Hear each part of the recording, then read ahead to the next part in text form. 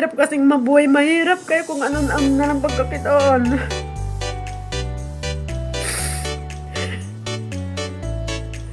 Yun bang pagod na pagod ka sa trabaho, walang-wala ka na, tapos naubos nila.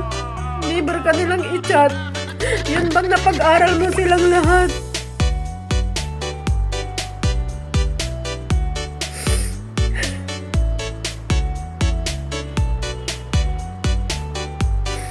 Hindi lang kasi alam niyo kaya